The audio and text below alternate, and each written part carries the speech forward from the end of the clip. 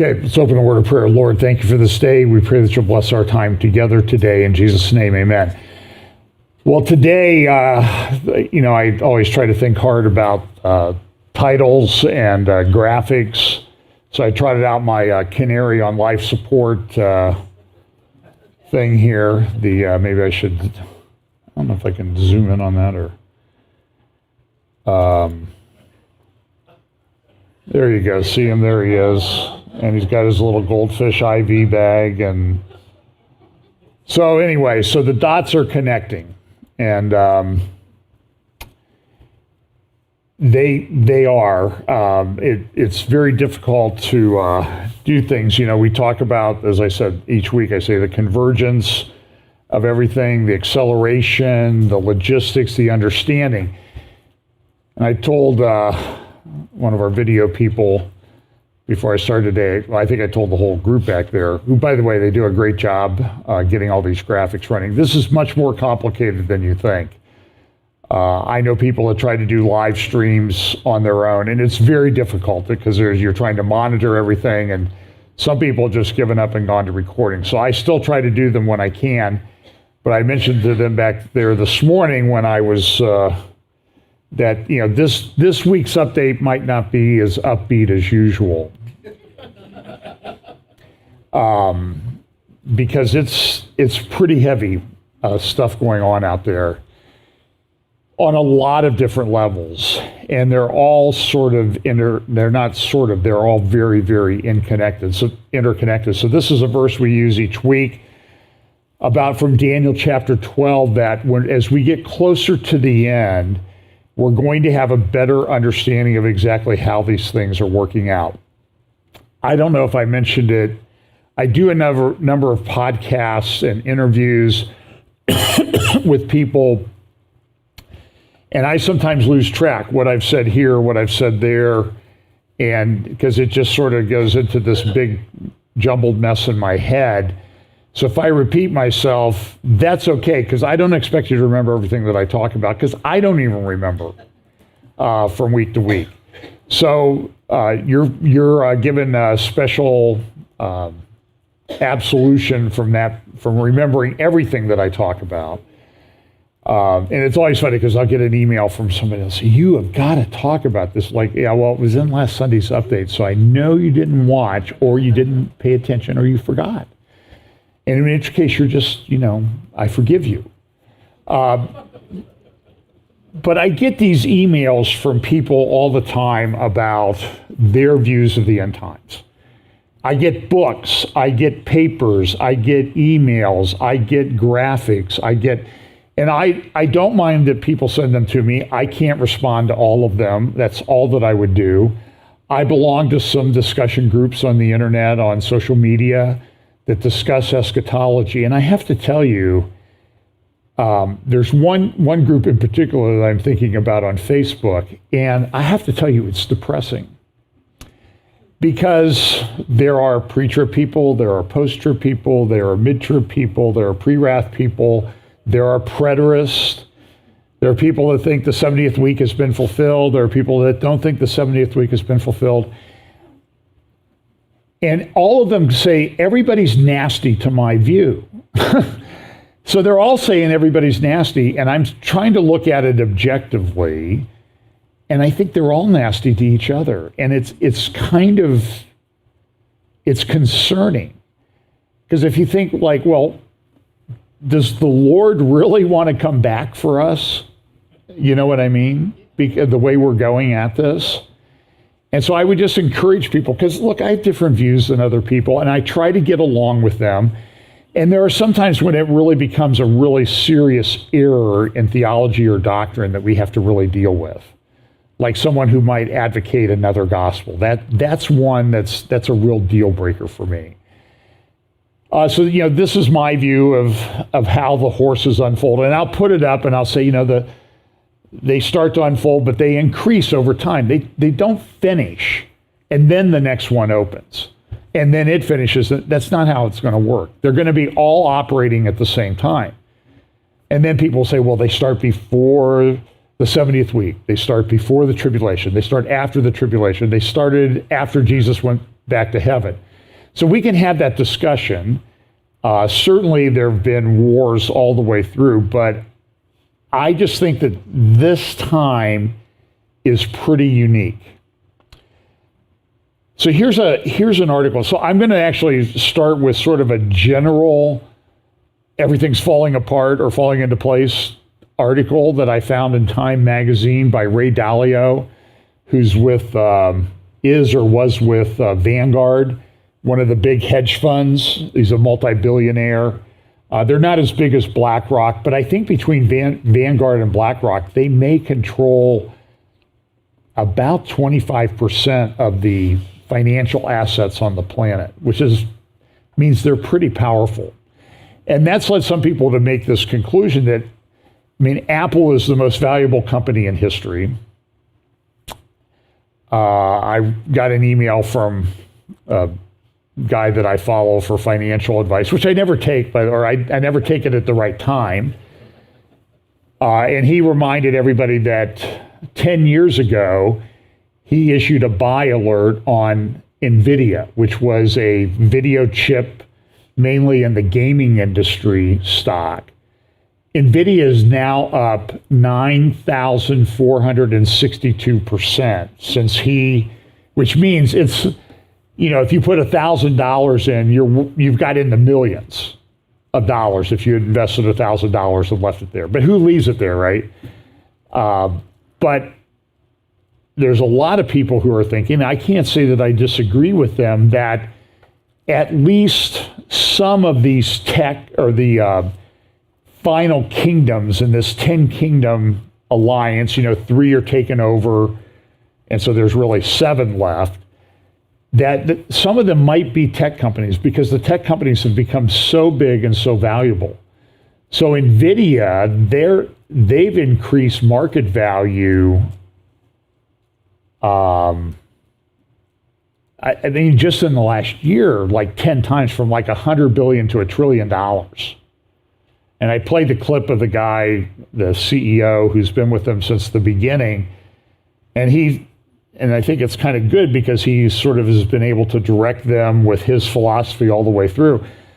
But I saw a video of him using AI while he was speaking, and he would say something, then it would translate it into using his voice with like a Korean accent or a Japanese accent saying the same words, and you could not tell that it was not him speaking those words. What does that mean when we get up to the election in this next year? There are going to be deep fakes out there like you've never seen before. They're already starting to appear. There was a deepfake video put up of Trump being arrested and led away in handcuffs. Those are going to be all over the place. And believe me that there's people on both sides of this election that's coming up here in the United States and elections elsewhere that are going to use the technology to their advantage. So what we're at is we're at risk of living in a world where it's going to be very, very difficult to understand the truth. So here's Ray Dalio writing in Time magazine, June 26, why the world is on the brink of great disorder. The world order is changing in profound ways that will reshape the globe in the coming years. He says this, I'm a global macro investor who's been betting on what's going to happen for over 50 years. I've been through all sorts of events and cycles in all sorts of places over a long time, which led me to study how these events and cycles work. In the process, I learned that I needed to study history to understand what's going on and what's going to happen. And I would add, Ray, give me a call. We can talk about adding Bible prophecy to that mix. I'm sure he'll be on the phone before I'm done here. Early in my career, I had a couple painful mistakes. The first time that happened was on August 15th, 1971, when I was clerking on the floor excuse me, of the New York Stock Exchange, and the U.S. defaulted on its debt promise to allow people to turn in their paper dollars for gold. I thought this was a big crisis that would send stock prices down, but they went up a lot. I didn't understand why, because I'd never experienced a big currency devaluation before. Some people are going to, because there's a talk like, what's going to happen to the U.S. dollar? And the U.S. dollar seems to still be fairly strong. I think it's the basis. I think of all the world currencies, the United States dollar is about 58% of the total. And people, right now, we're sort of in this transition phase where maybe the dollar is not going to be the reserve currency any longer. So what do you do? What do you buy gold? Do you get rid of dollars? And it's very difficult because some people, some economists that I've heard and read say, well, the dollar will fail upward. In other words, the dollar is going to go up in value, but it's going to collapse, which just doesn't seem to compute to a lot of us. And in some parts of the country, real estate is collapsing, falling apart. Commercial real estate is falling apart. Talking to some commercial bankers over the last couple of weeks, there's big concern about whether Tuttle Mall is probably finished over in Dublin. They've lost, I think they may have one anchor left. I don't know. I haven't been there. I used to live close to there. And there was a restaurant at the entrance, so I would go over there and get hamburgers. But other than that, I hadn't been in that mall for probably 15 years. And the other one they're concerned about is Polaris, which just doesn't seem to compute. But how many of you really go there? I go there to Apple store, when my MacBook needs a little TLC and repair. Although this week I took it, my other MacBook is in the MacBook hospital over at Easton right now, getting fixed up. But it can change quickly. I mean, how many of you remember in Columbus City Center Mall? I sat in my office at the Huntington Center back in the late 80s and watched that thing being built. And by, what did it last, 20 years maybe? The death knell of a mall or strip center is usually when they bring in the payday loans thing. So when they start opening payday loans in a shopping mall, it's the end is near. That's a sort of a sign of the apocalypse. But I know a lot of people, they won't go to Polaris because kids running around and everything. So Dalio says this. So here's some of the things. I saw 3 big things happening that hadn't happened in my lifetime, but happened in the 1930-45 period. The largest amounts of debts, the fastest rates of debt growth, and the greatest amounts of central bank printing of money and buying debts since 1930 to 1945. 2, the biggest gaps in wealth, income, and values, and the greatest amounts of populism since the 1930 to 1945 period. And 3, the greatest international great powers conflict, most importantly between the U.S. and China since 1930 to 1945. And then he says, I also saw 2 other big forces. They are acts of nature, droughts, floods, pandemics, including climate change, which I disagree with him on, but we've always lived with climate change. You can go north of here a couple hours and you can see evidence of the glaciers that were a mile thick that used to be up there, that carved grooves in the bedrock and some of the rocks up there. And you can see it, and they disappeared before the industrial age, before anybody was running cars on oil or electricity or anything like that. And then the other one, he says, learning leading to inventions of technologies that typically produced evolutionary advances in productivity and living standards. The first and second industrial revolution and computing AI revolution, which the people at the World Economic Forum refer to as the fourth industrial revolution. And some people say, is it the Fourth Reich?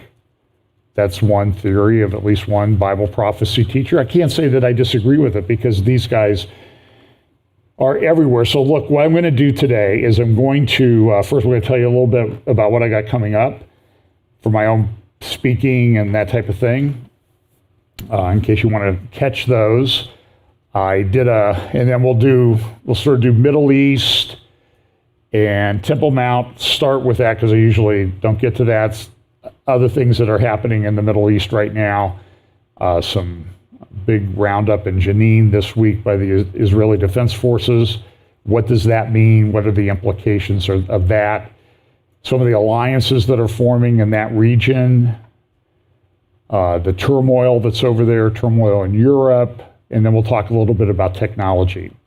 And we'll be done in like 20 minutes on each of the 18 topics that I have.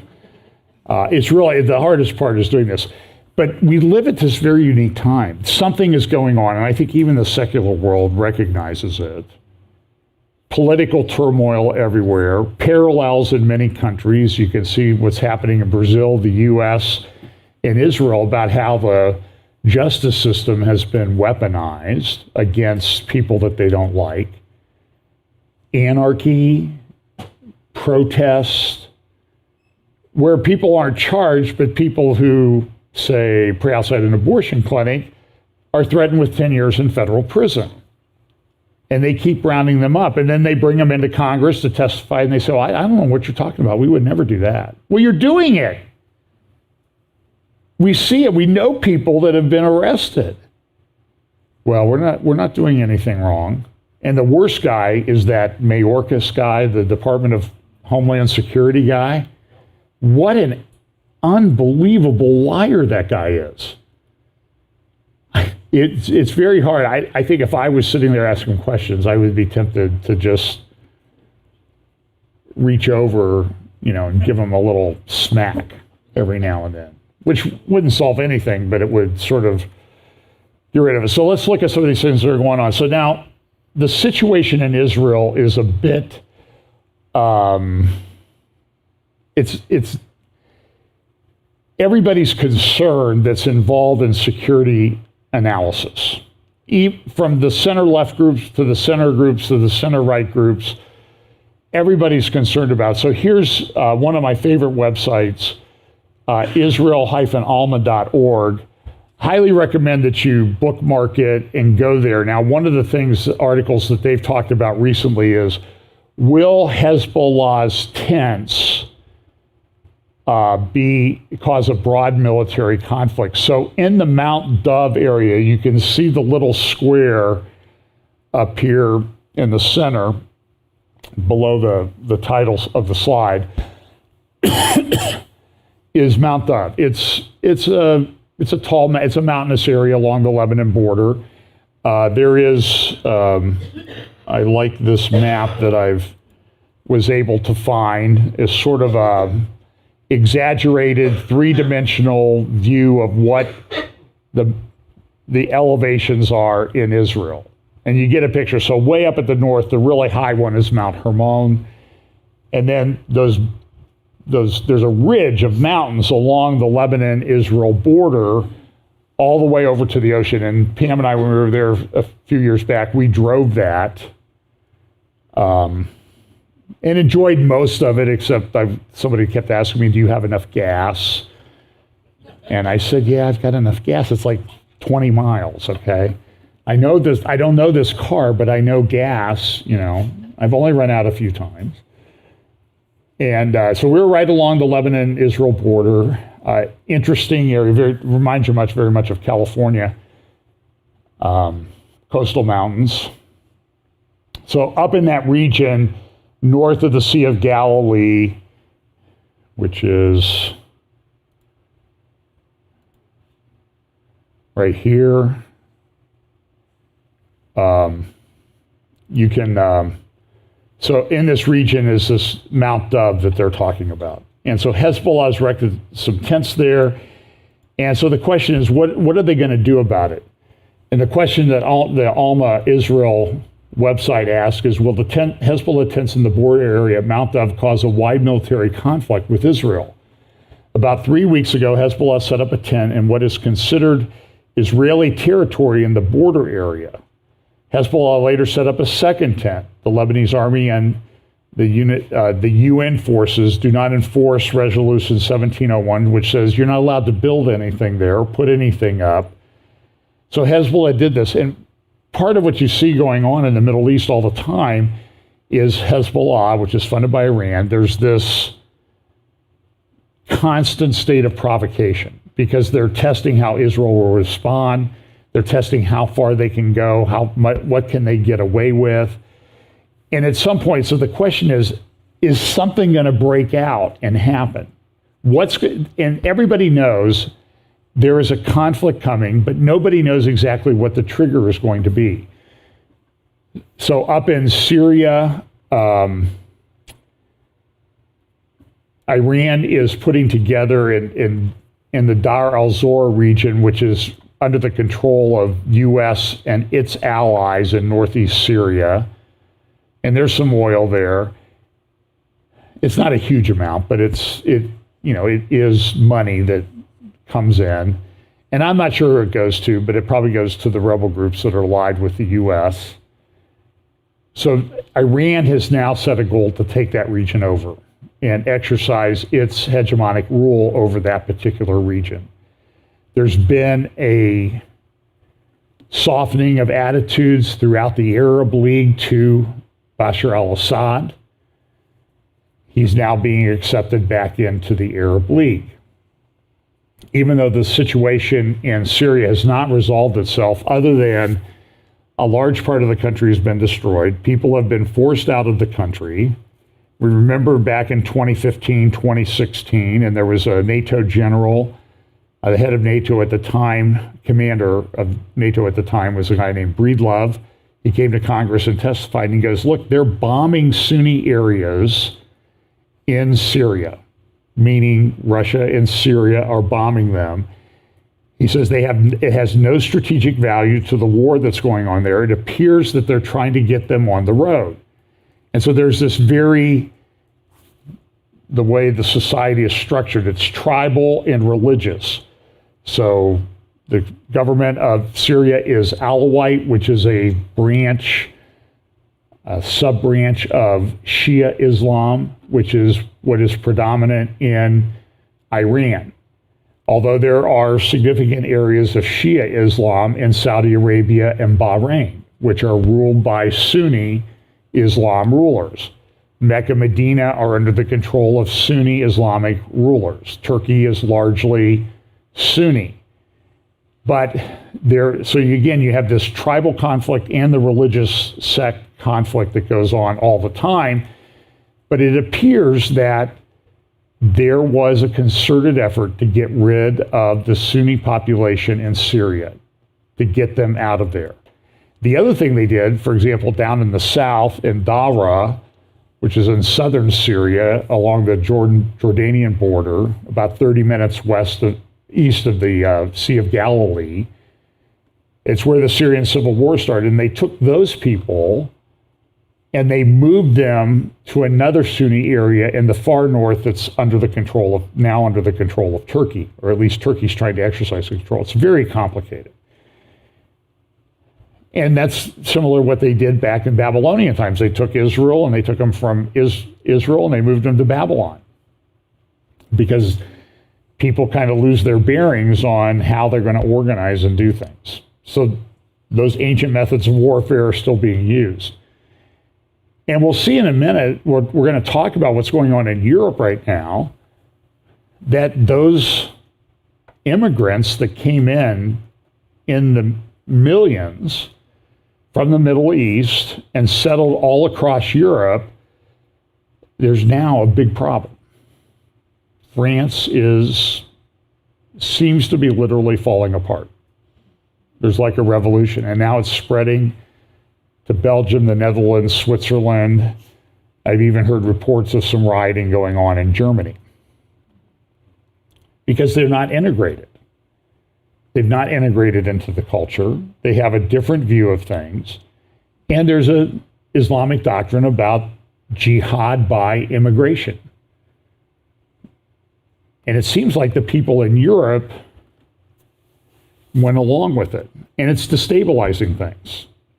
Central Asia is becoming a problem. And it's becoming a bit of a flashpoint between China and Russia, as if we didn't have enough problems already in the world. This is a flag that was found in southern Lebanon. And you can see it has Iran and Syria, Russia, and Hezbollah in the center. And it kind of shows that alliance.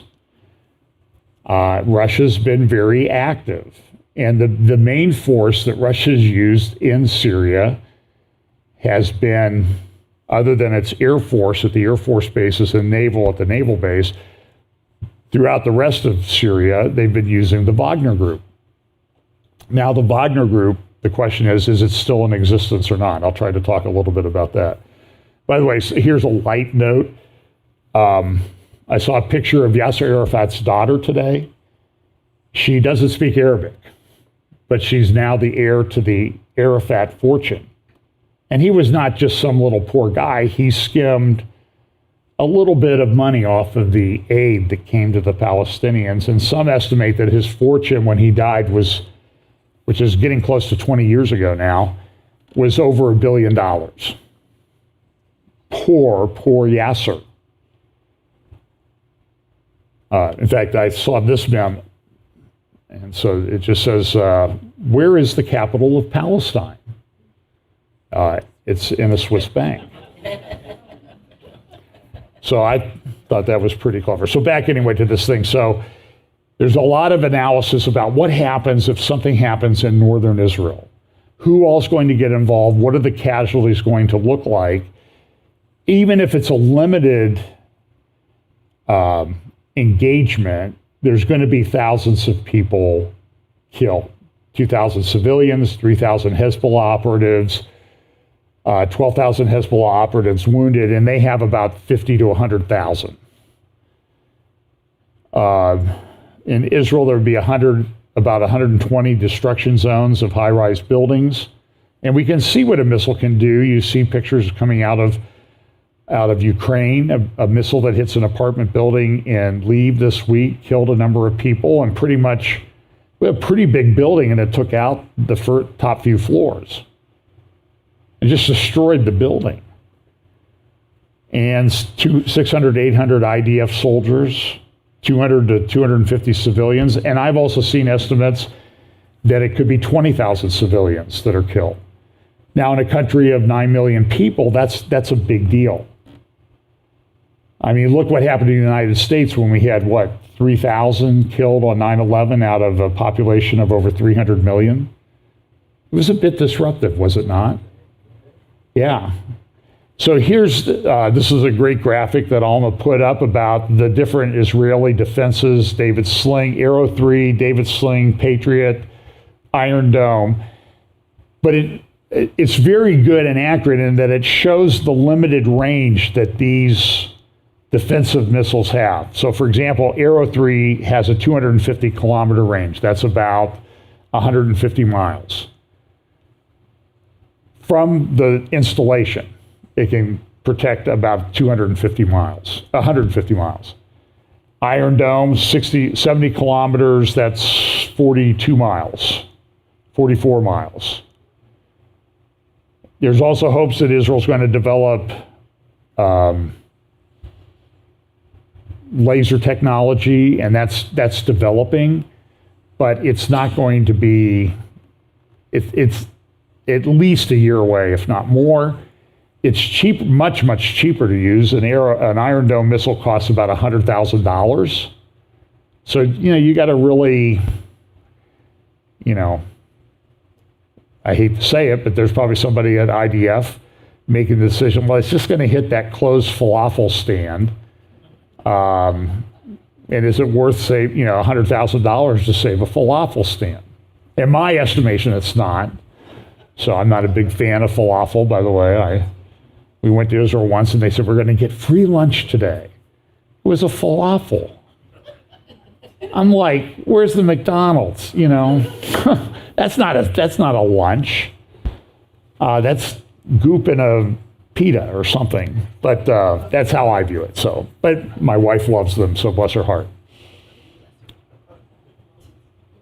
So this shows you the problems that they have. Now, Rafael has come out and said, we're going to develop a new, here's a picture of what laser technology might look like, but it's limited. It might go up to 1 kilometer to 1 mile away. So you have to have the thing in place pretty close to where the missile's going, which means you either have to have something very fast and very mobile, or a lot of them, or both. And you can see how things are so close. So, for example, the little hook down here on the coast of Israel is Haifa, and then on the other side of the bay there is Nahariya, and then the border, and then the peninsula that juts out up there in Lebanon, sort of the top center right, that's Beirut. And so you go from Beirut to Damascus, which is in this picture, that's 50 miles. It's not that far. So Rafael is now coming up. They also now have a hypersonic missile, and Iran claims that their hypersonic missiles can go 15 times the speed of sound. I think that's probably a bunch of hype. But even if it was 8 times the speed of sound, which is considered to be the base when thing is something is considered hypersonic, they move very quickly. So if something's going at 15 times the speed of sound, that's, I don't know what the calculation on that is. What is that, 12,000 miles per hour? It's going to cover 50 miles in a pretty short period of time. Now, Rafael is saying they're developing a weapon system that will be able to shoot down a missile like that. But that's going to take a while. So everything is very volatile. Israel has, or will soon have by 2024, 2 squadrons of F-35s, which they've taken to operational capabilities beyond what the United States has designed into our F-35s. They're trying to acquire a third, but they're not going to have that till 2030. They need more refueling tankers they can probably get them to Iran to do bombing, but you want to get them back, right? You don't want them to just go on a suicide mission. And they have they have, I think, 7 refueling tankers, but they need more. The ones they have are pretty old. We're trying to upgrade our capabilities, so the United States is sort of taking priority on our own stuff. But so Israel may not get new refueling tankers till the late 2020s. So it's all incredibly dicey situation. So now this week, what happened was there was a operation, here's a JNS article, about how Israeli Air Force is preparing for a multi-arena war. And they've been talking about this for a long time, all the think tanks. This article, the author, a former Israeli Air Force guy, says in any future full-scale regional war, the Israeli Air Force will have to be able to both deal with those threats and tackle Iranian nuclear sites and missile bases thousands of kilometers from Israel, all at the same time. It's a problem. And then you have different alliances. For example, here's Iran. There's these reports that Iran and Russia have entered into agreements to bring in, to develop, they've actually built a drone factory in Russia, or they're in the process of building a drone factory in Russia. And this drone thing is really changing the face of warfare because they can do drone swarms. You saw some places in the United States on July 4th celebrations, instead of having fireworks, they said, well, we have conditions are too dry, we can't have fireworks, we would burn down the county, so we'll do a drone, a bunch of drones with lights forming things in the sky.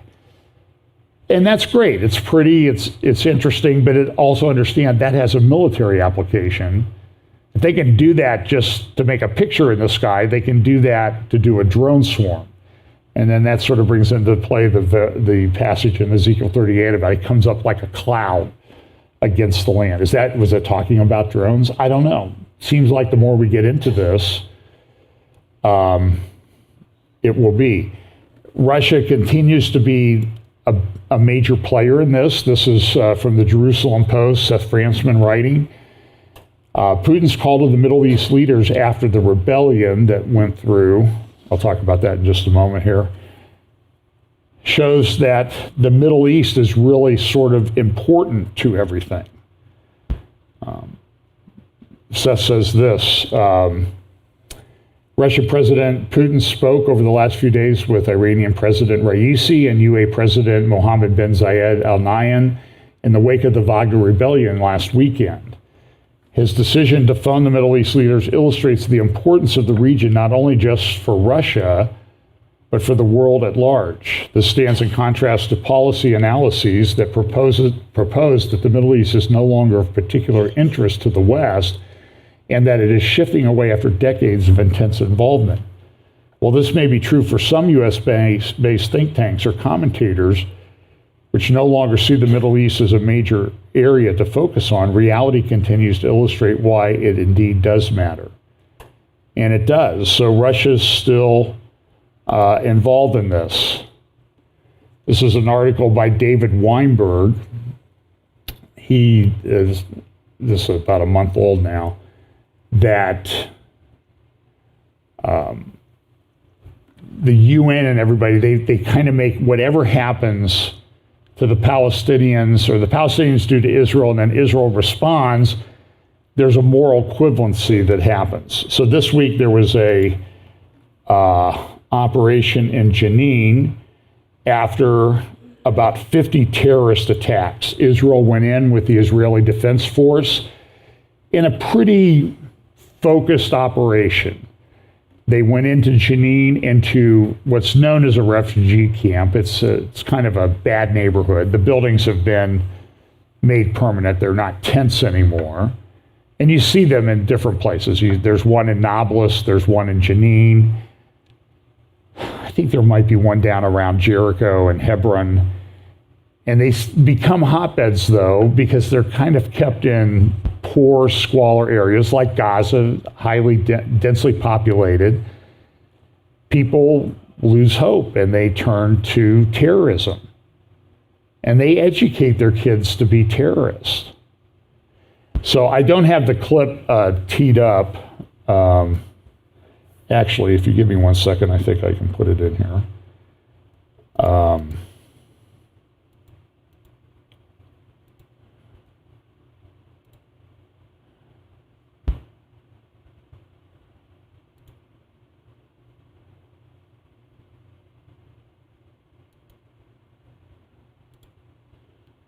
This is Naftali Bennett on the BBC, who's being interviewed by a BBC reporter about there were 8 guys killed in the Jenin raid. And there were, 100 or so Palestinians injured. And I use Palestinians in the sense that that's what everybody calls them. They never were really called that until about 60 years ago, when Russia sort of put out propaganda to kind of destabilize things and control things. But she's interviewing former Prime Minister Naftali Bennett about, well, these 8 that were killed, there were several of them that were under the age of 18. And just, listen to this interview. We're joined now by the former Israeli Prime Minister Naftali Bennett from Jerusalem. Good evening and thank you for joining us. Good to be here, gentlemen. First of all, the Israeli military are calling this a military operation, but we now know that young people are being killed, 4 of them under 18. Is that really what the military set out to do, to kill people between the ages of 16 and 18? Quite the contrary. Actually, all 11 people dead there are militants. The fact that there's young terrorists that decide to hold arms is their responsibility. Look, at the end of the day, over the past year or so, we've had over 50 Israelis murdered, in many cases by terrorists that were sent from Jenin camp, armed, trained, and sent to kill and murder Israelis in Tel Aviv, Jerusalem, and across Israel. And Jenin has become an epicenter of terror. So we, unfortunately, had to enter this hornet's nest of terror and neutralize the terror. Otherwise, they're going to continue killing us. So in fact, all the Palestinians that were killed are terrorists in this case.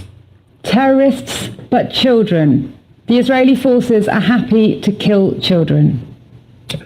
It's quite remarkable that you'd say that, because they're killing us. Now, if there's a 17-year-old Palestinian that's shooting at your family, Anjana, what is he?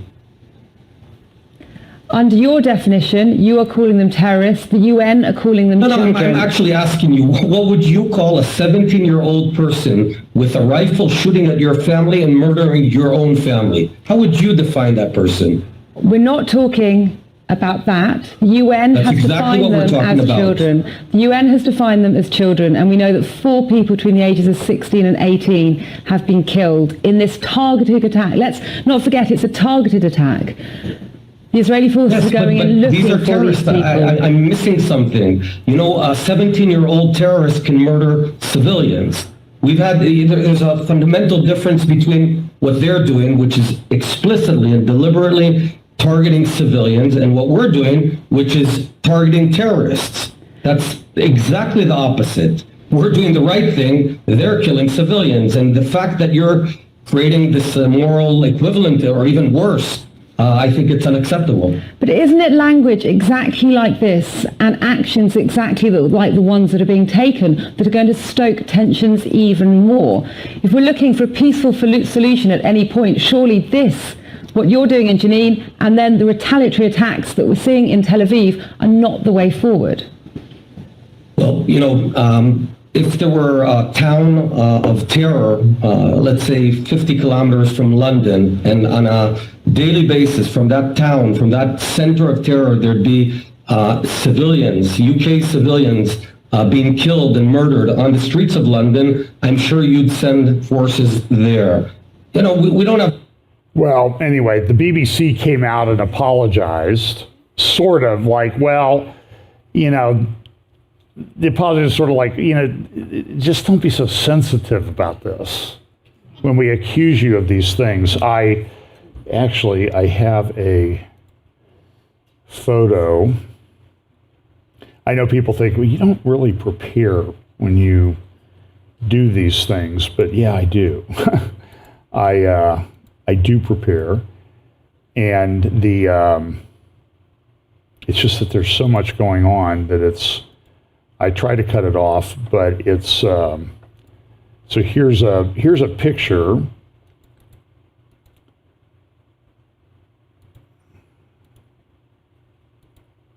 Well, I thought I had a picture here, hang on.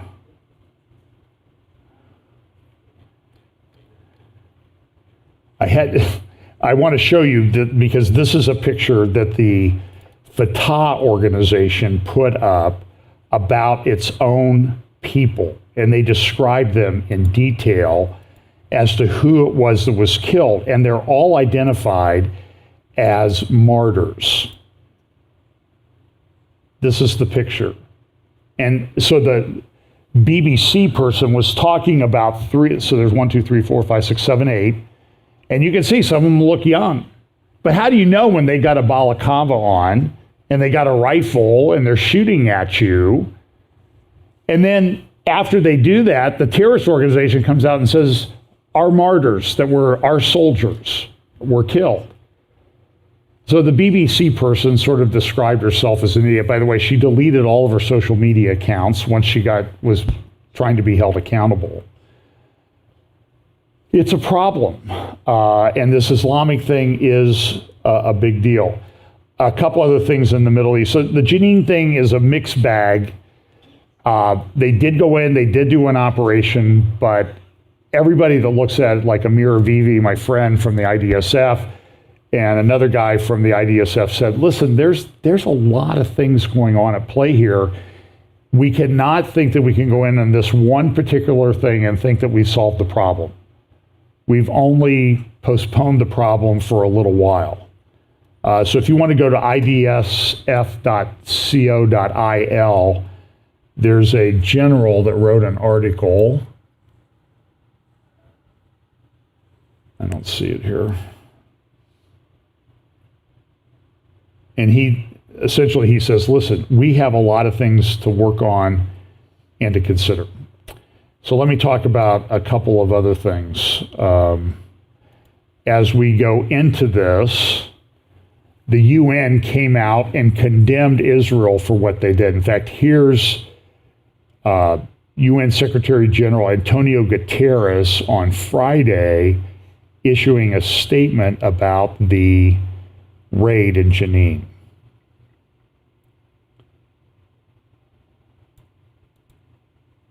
I was deeply disturbed by the news from Jenin in the occupied West Bank.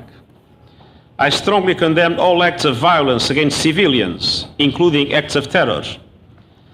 Israel's airstrikes and ground operations in a crowded refugee camp were the worst violence in the West Bank in many years, with a significant impact on civilians, including more than 100 injured and thousands forced to flee. I once again call on Israel to abide by its obligations under international law, including the duty to exercise restraint and use only proportional force, and the duty to minimize damage and injury and respect and preserve human life. The use of airstrikes is inconsistent with the conduct of law enforcement operations. I also remind Israel, as the occupying power, that it has a responsibility to ensure that the civilian population is protected against all acts of violence. Okay, these people are just moronic. Now, some of you remember I've talked a lot about the Abrahamic family house in Abu Dhabi in the United Arab Emirates. Here's a picture of it. You have a mosque, a church, and a synagogue. I think it's the synagogue, mosque, and church. Although it's kind of interesting, they use 7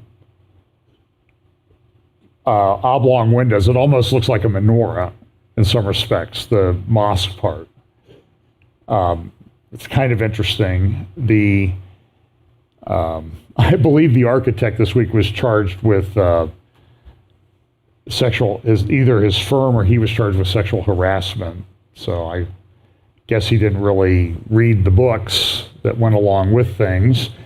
But the point is that it's become very popular.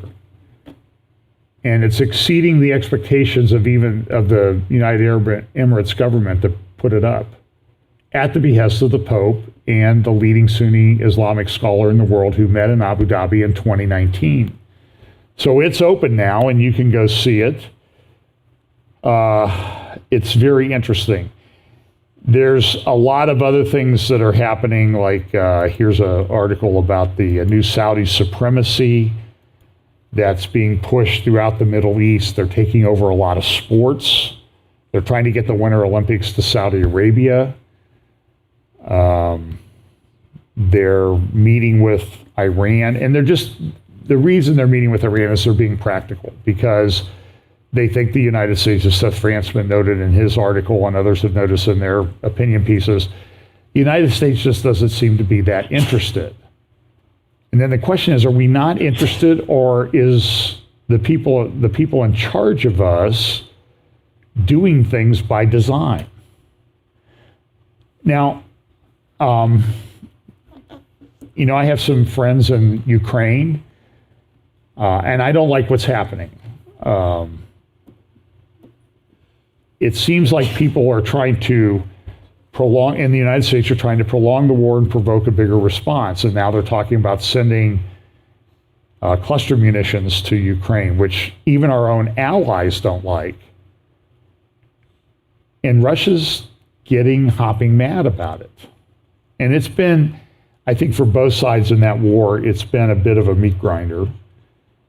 And there's just a whole host of things going on. Let me go back to the Temple Mount recently. There was an Israeli Likud member, Knesset member, who said we ought to divide the Temple Mount. And we ought to divide, you can have the mosque and we'll take the Dome of the Rock part. We'll split it down the middle. And that's kind of interesting, the way they're talking about that. Here's an old picture of the Temple Mount. This is from a book called The Noble Sanctuary, which says a lot of the same things, is that there really was a Jewish presence on the Temple Mount. I've used this page many, many times from this booklet, a tour guide booklet published in 1924. You can get a reproduction of this. And in that book, it says, this site is one of the oldest in the world. Its sanctity dates from the earliest, perhaps prehistoric times. Its identity with the site of Solomon's temple is beyond dispute. That's an Islamic publication. Now, Islam says the Jews had never had anything to do with it. And I have said this a number of times too, is when Iran announced that it was putting together a hypersonic missile, or had a hypersonic missile, when they announced that they had their sort of, I don't know, Dome of the Rock bouncy house thing that they put up there. And I keep thinking like, well, maybe when AI goes through and analyzes this thing, they'll see that and identify it as a target. And then if they use AI to develop their targeting for the hypersonic missile, maybe that problem will be solved. It would be interesting.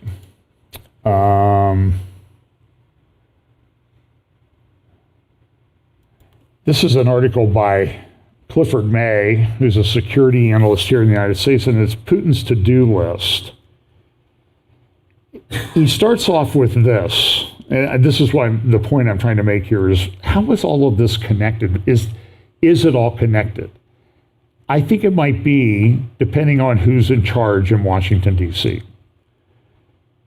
Clifford May says this: in 2015, President Barack Obama predicted that the Russian president would not want to get bogged down in an inconclusive and paralyzing civil conflict in Syria. 500,000 dead Arabs later, Putin has propped up his client, dictator Bashar Assad. And if you remember, the taking over of Crimea in 2014 happened in Ukraine, that Russia took over the Crimean Peninsula using the Wagner forces in large part that had really sort of been developed to cause problems in the Donbass and the eastern regions.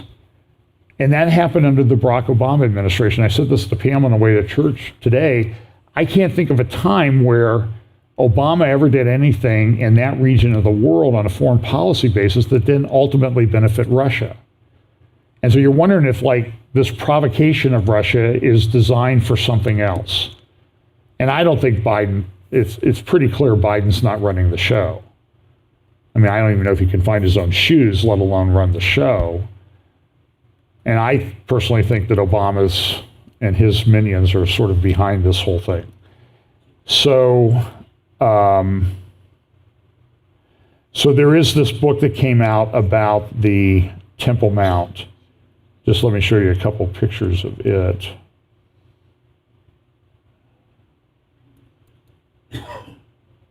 Oh, here we are.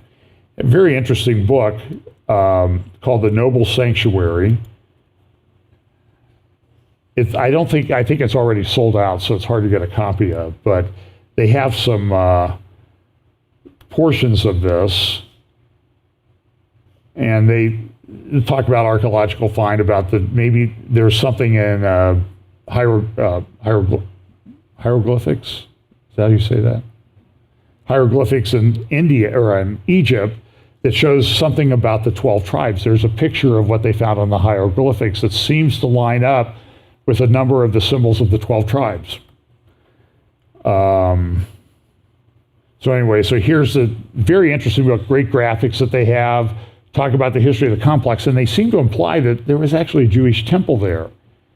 So people published articles that said, hey, even the Muslims are now admitting again, like they did 100 years ago when they published that tour guide, that there was a Jewish temple there on the Temple Mount. And of course the guys come out and say, oh, no, that's not what we meant. We were just sort of talking, there was a temple in the area, maybe, but not on the Temple Mount. And it has some great pictures and graphics of the Temple Mount. So there may be a temple there, it might be a little bit to the north, who knows. Anyway, so let me move on to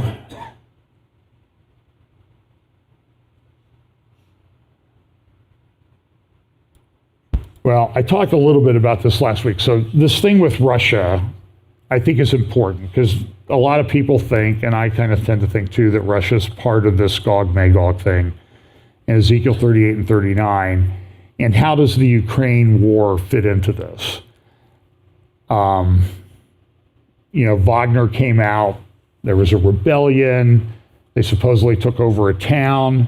Prigozhin was exiled to Belarus. And there were all the Russian diplomats were running around. Here's a deputy foreign minister of Russia meeting with Bashar Assad to assure all their allies everything is okay, Putin's still in charge, there's no problem. And Wagner has a lot of influence. The dark red areas are where they're pretty active. And the question is, what's going to happen to all the activity of the Wagner forces in these red and light red countries? The answer is nobody really knows right now. Some people think that some of this was sort of to foment some problems ahead of the NATO summit, which is taking place Tuesday, Wednesday in Lithuania. Who knows? There's also reports today that Prigozhin has been seen in Russia again in various disguises.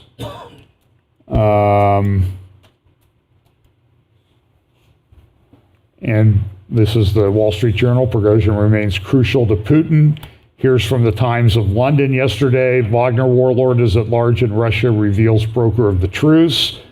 And again, here's another map of some of the areas that Wagner has been in. And for a long time, Wagner was said, well, it's just a private military group. Now Russia's come out and said, yeah, we funded it. They funded themselves. So, for example, they took over diamond mines in Central African Republic, and they're propping up the new dictator there. They're sort of doing the same thing in Sudan and Libya. And the question is, how's that going to work? They're taking in hundreds of millions of dollars of graft and protection money from these dictators. And is that going to go to Russia or not? And why isn't Putin doing something about the guy? Why is he running around Russia in these disguises that look like he's, shopping at Toys R Us or the Halloween store, those pop-up Halloween stores that we have? Who knows? And there's some pretty credible evidence that he's made off. He's got access to about $100 million that they froze. So he can cause some damage and problems with that. At the same time, Russia continues to prop up its friends, particularly Iran. There's a thing called the Shanghai Cooperative Organization that wasn't that big, but then in the last year, they've admitted a number of countries, including Iran. Iran just became a full member the other day in that organization that's under the control of China. So it's China, Russia, India.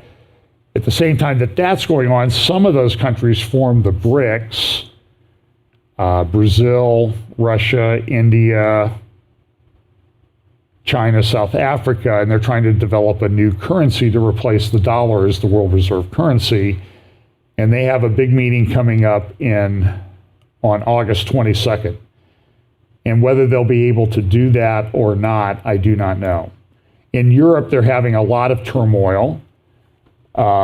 Here's some French papers talking about, they're concerned about the Palestine. France is falling apart, but there's big articles in one newspaper, La Croix, about the problems in Palestine and Jerusalem. Like that's really supposed to be the most important thing that they're working on. And the riots are developing. There's a ring of suburbs around Paris. That's where most of these immigrants live. And they've had it. They've just had it. Here's a picture of some of the things going on the streets. France on the fifth day of rioting. A grenade exploding in Marseille. And more arrests, dampening hopes that the worst may be over. This after more than 1,300 people were arrested last night alone, with 45,000 police officers on the streets. Hundreds of them have been injured so far, authorities say. Amid the chaos, looting overnight, hundreds of cars set on fire. And the State Department urging Americans to stay away from the protests for their safety. The unrest coming in response to Tuesday's killing by police of a 17-year-old boy identified as Niall M. of North African descent. He was shot during a traffic stop after police say he tried to drive away and officers feared for their safety. But prosecutors charging the officer preliminarily with voluntary... So it's similar to what's happening there, and it appears to be a problem. So there's these are French newspapers this week.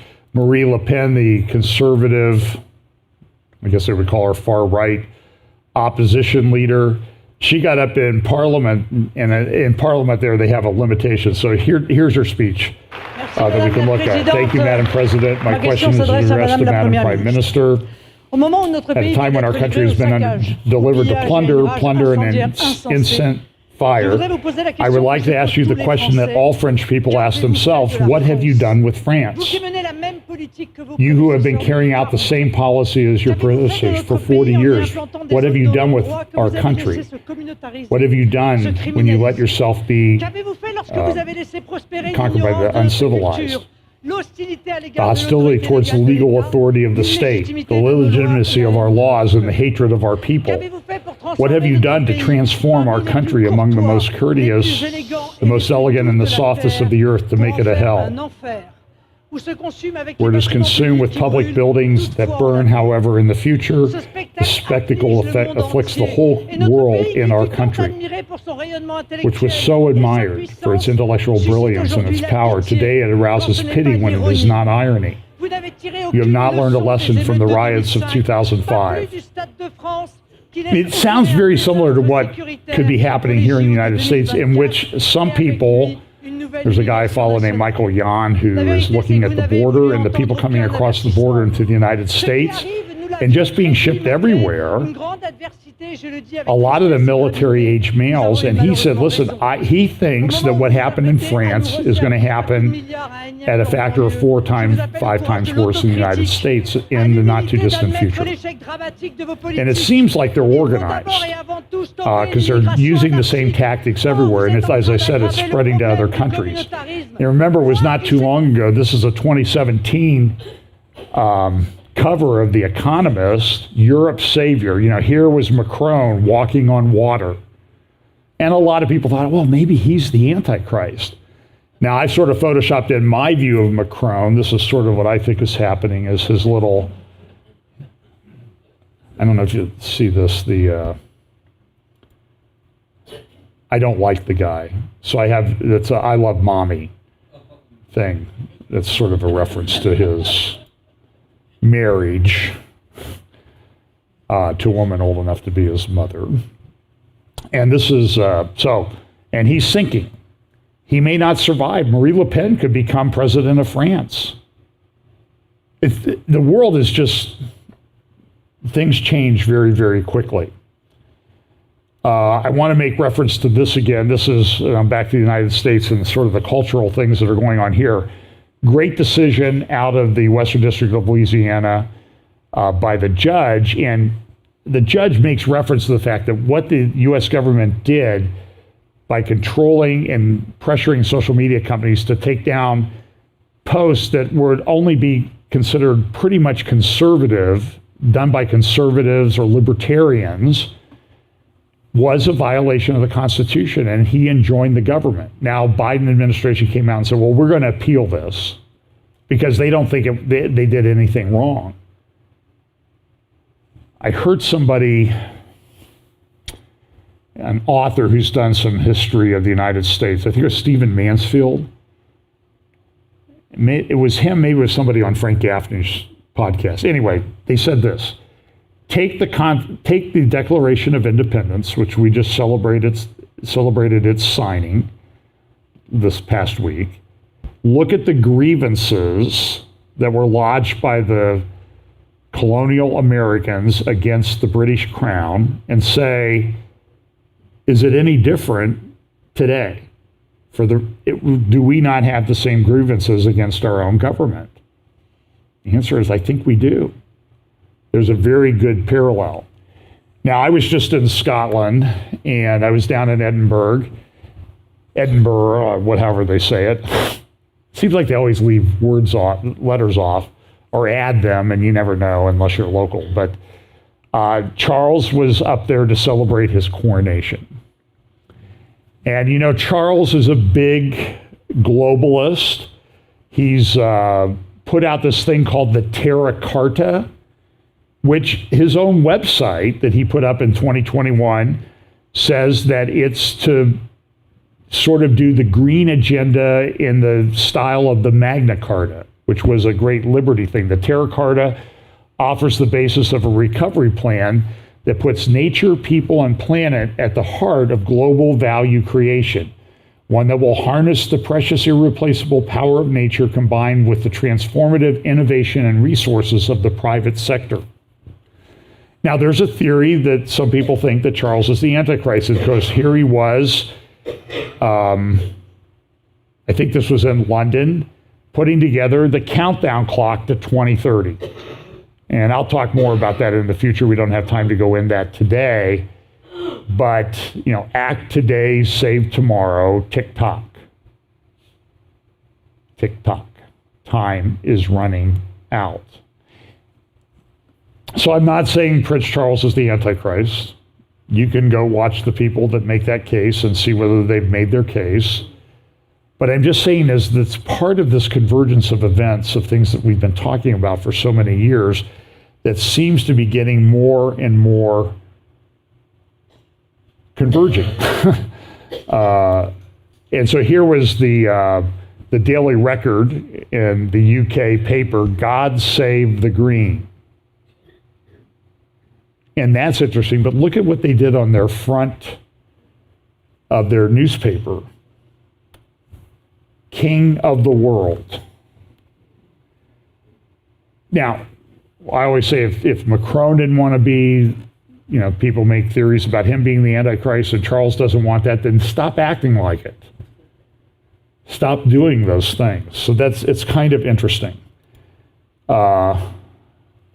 This was from the left-wing Israel Haaretz newspaper, and because it kind of goes along with the green agenda.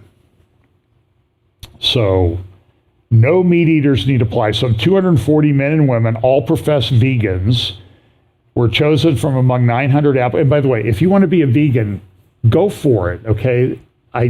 You're free to do that. But it's like this. From among 900 applicants who all shared the same goal, to kiss someone whose breath didn't smell of sausage.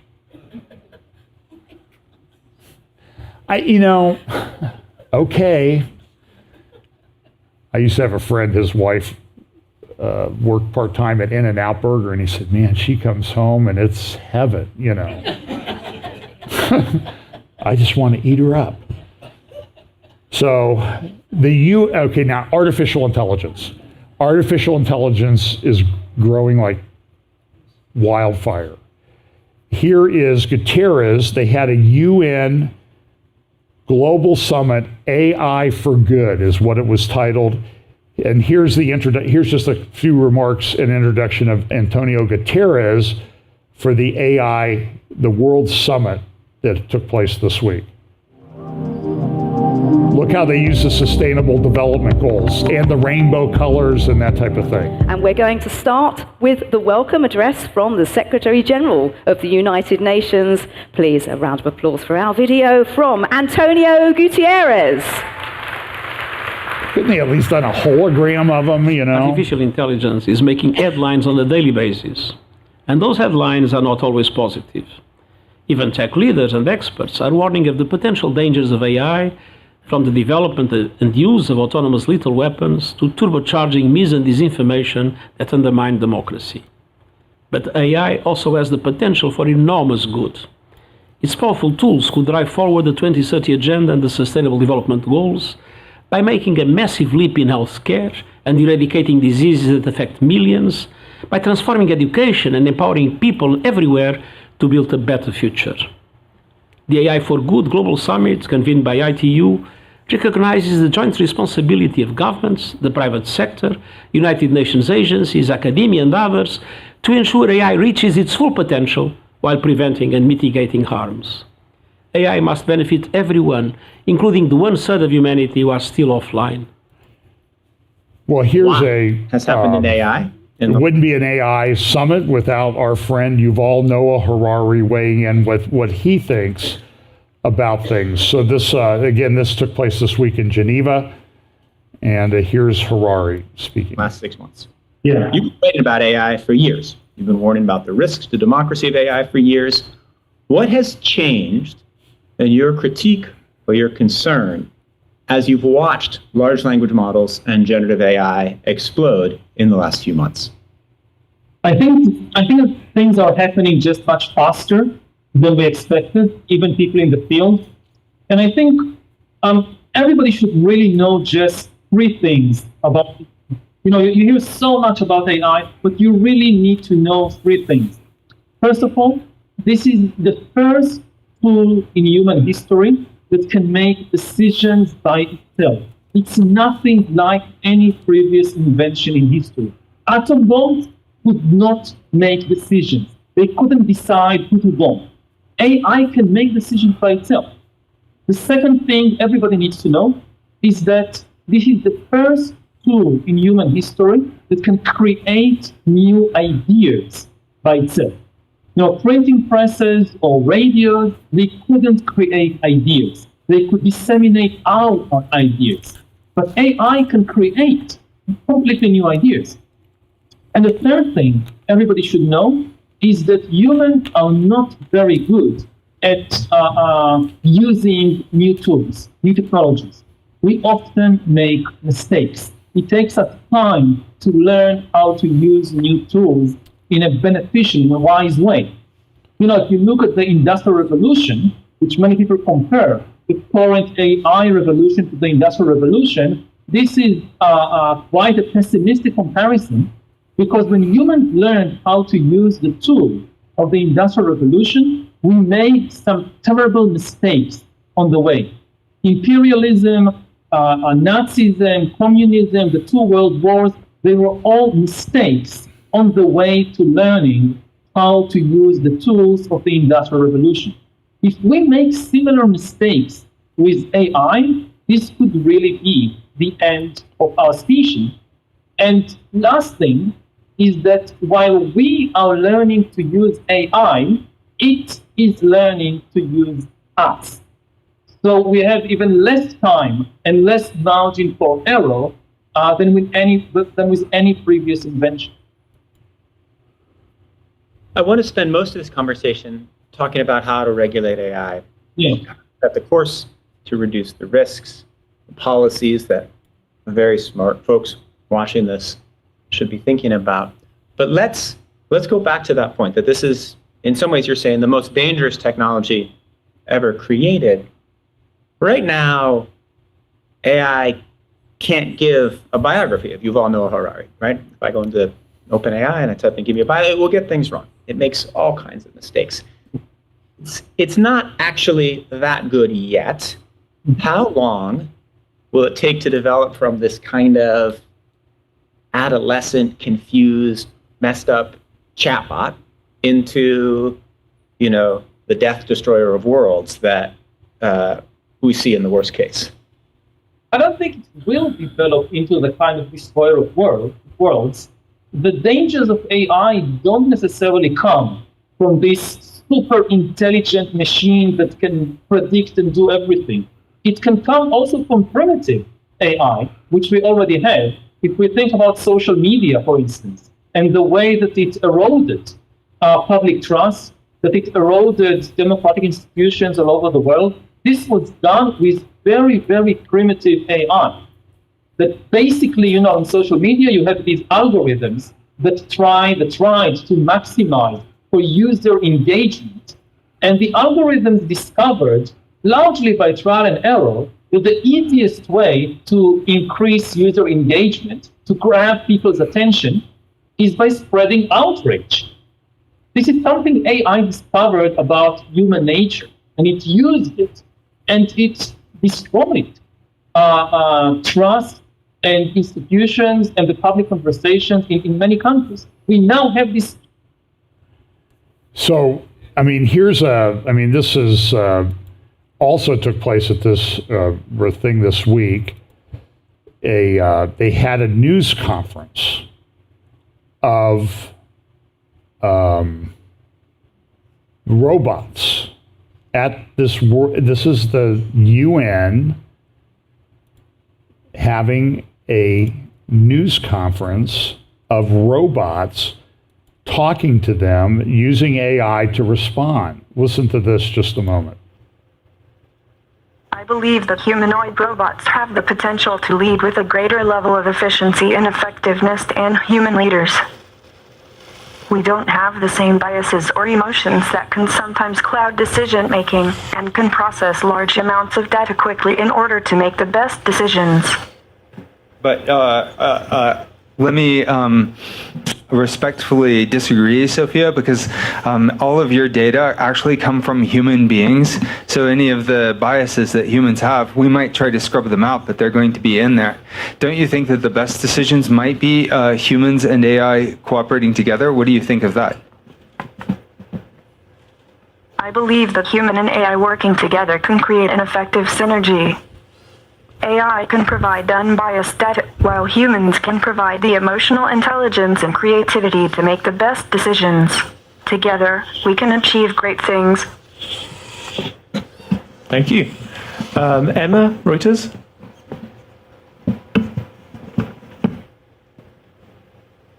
Thanks. I'm going to go for Amika, please.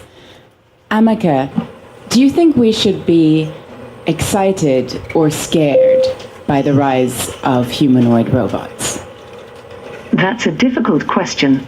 I think it depends on how they are used and what purpose they serve. We should be cautious, but also excited for the potential of these technologies to improve our lives in many ways. Well, it would have been interesting if one of them just would have smacked one of the questioners or something like that so we could kind of get to it. Again, this is all sort of integrated because this is like the transhumanist dream. And the other part of the transhumanist dream I believe that is this trans thing that's going on. This is one of the best articles I've read on the whole subject by Heather McDonald at City Journal. A battle for cultural survival.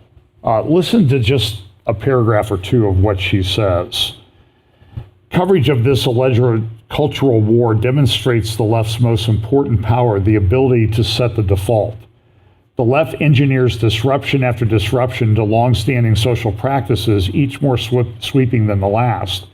And as soon as those changes are in place, they become the norm, treated as having existed from time immemorial.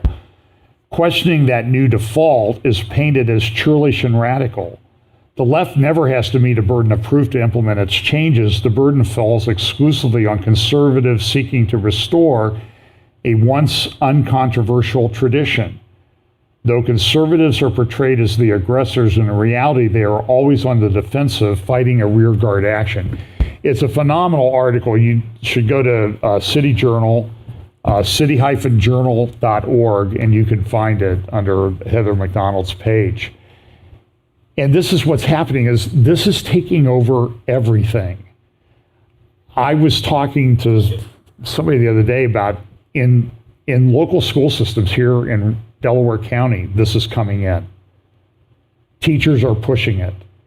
They're saying that parents shouldn't be entitled to know what's happening with their children at schools. We're calling them by females by male names, and it's changing. I saw an interview with Dr. Marie Grossman this week, who's a psychiatrist who's been treating children for years, and she says, it's almost impossible to know what to do. I've worked in this area all my life, and it used to be males transitioning to females, but now it's reversed.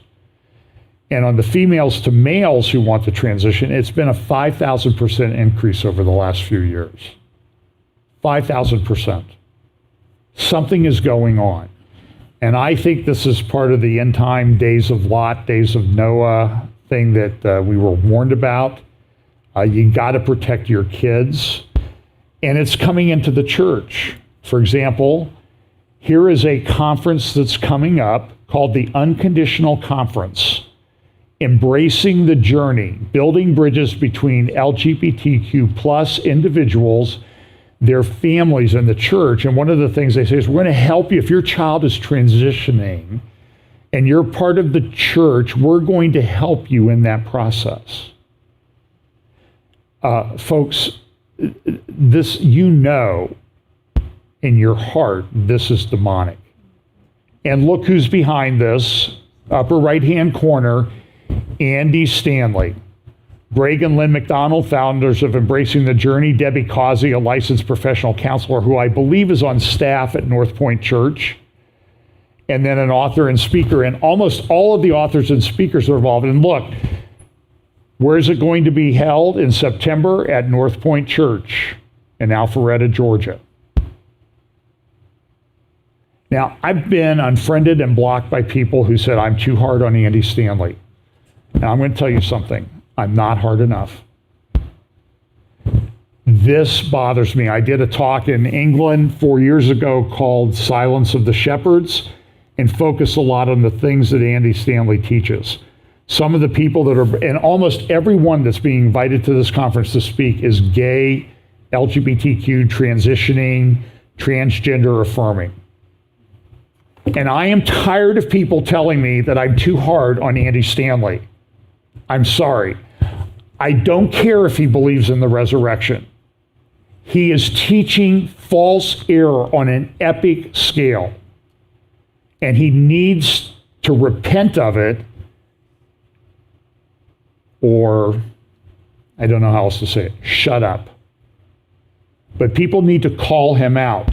There's a guy coming named David Gushee who had written a big book on Christian ethics, a professor at a Baptist school, Mercer University down in Georgia. And he wrote a book a number of years ago. Some of this stuff's been going around now for 8 or 9 years. I went back and looked at it. Changing Our Mind. And he came out, and they all have a small group study thing, so you can go through it. Jonathan Merritt, whose dad was president of the Southern Baptist Convention at one time, he's all over it. He's finally came out as gay after hiding it for a number of years. And you know, I've been playing video clips of this stuff going on for 10 years, 10 or 12 years, including this. So I'm just going to say this about Andy Stanley. Everybody says, well, what does his father think? His father invited him to speak on his cruises and stuff like that. So, you know, I suppose we can exercise grace when it's your own kid to a point. But this is a message that he did back in April of 2012. You know, I've used this many times. It was called When Gracie Met Truthy, and he talked about a couple in his church, a husband and wife who had divorced. When the man, and this was in his message, this was the graphic he put up in his sermon. When I talked about it back at the time, people said, oh, well, it was just a one-off. He just sort of brought it up casually.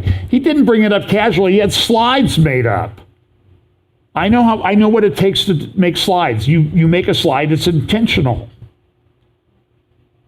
And you can make them up on the fly, like I've done a few times today. But he had this point. So what happened was, the husband, the ex-wife, was going to church with their child, and the husband was attending one of the North Point campuses with his new squeeze, a guy. And they were serving, and she was mad that they were serving in the church. So Andy Stanley solved the problem and said, well, you guys, you're divorced, okay, but you're still not divorced, so what you're doing is adultery. But, you know, once your divorce is final, then you can start serving again. This is what happened. You can go listen to the sermon. It's still online. He never took it down, even though people called out. And if you remember in 2013 at the inauguration, they have a special inaugural thing, private thing, no cameras or anything, where a pastor comes for a prayer service at Trinity Church. I think it's called Trinity Church, there by the White House.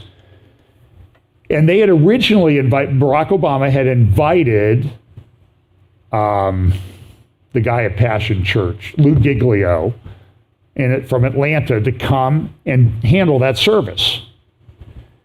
Well, people on the left started Googling Lou Giglio, and they found out that he had done a sermon like 7 years before where he said homosexuality was a sin and should be condemned.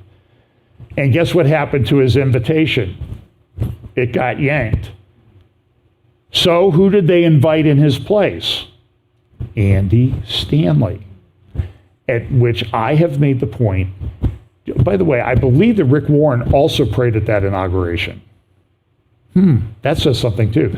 Because do you think that if Rick Warren or Andy Stanley had ever had a sermon where they gave a biblical perspective on homosexuality, that their invitation would have stood? No, they have never talked about it because they don't believe it.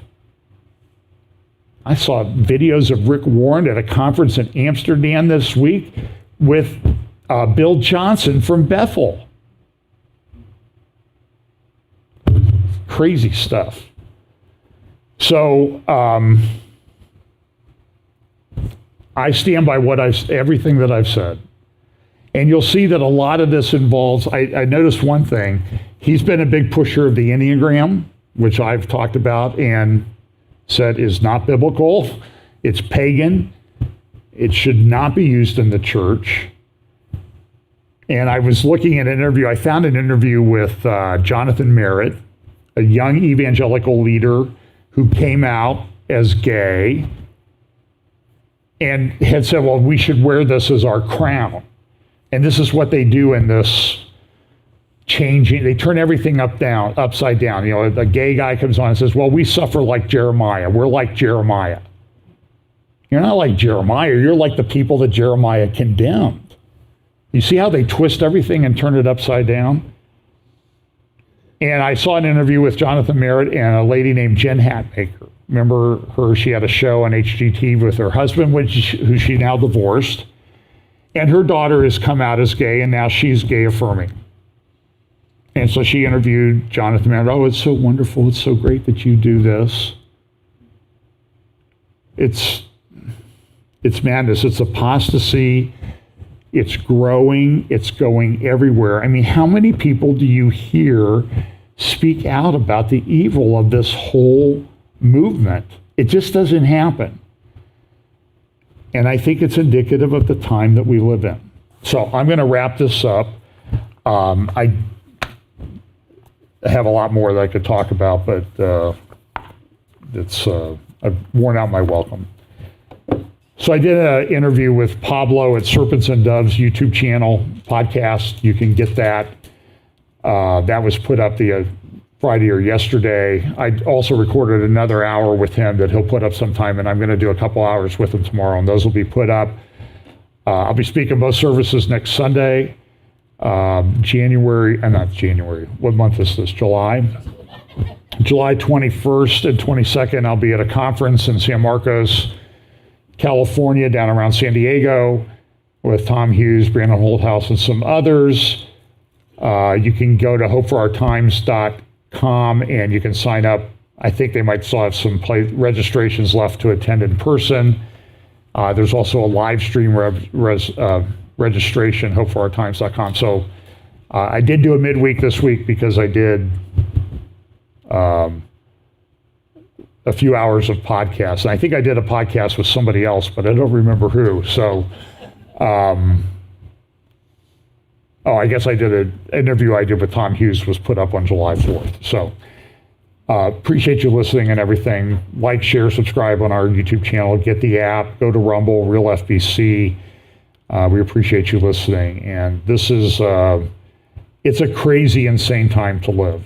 And as I said, you have never been in a position, in my view, where you need to armor up, as it says in Ephesians 6. Put on the whole armor of God that you can withstand in an evil day, because this is an evil day. I don't think it turns around. Might get a little bit better for a short time, but I think we're on the verge of some major economic problems, some major food problems, potential major war, disruption, everything. There's never been a time. That's all physical stuff, okay? Pray about that, be wise, but you need to get yourself prepared mentally and spiritually for the days that are coming, because they're going to be potentially very, very rough. I know it sounds weird. I say that we're sitting here in a nice rural area of Ohio that everything seems kind of normal, and I'm telling you that there's turmoil everywhere you look. And you can put your head in the sand, or you can use that as a motivation to get your life right, get right with God, and share the gospel with others. That's what we need to be doing. So let's pray. Lord, thanks for your word. Thanks for the blessing that you gave us to inform us of the things that are coming upon the world, that we can prepare for them and we can use them, and we can use those as ways to evangelize others. Like the early apostles did, as we've seen in the book of Acts, as we've been going through that in our sermon series. They used prophecy all the time to validate the message that they had. Give us the wisdom to do the same with the information that we have. Bless us this week in Jesus' name, amen.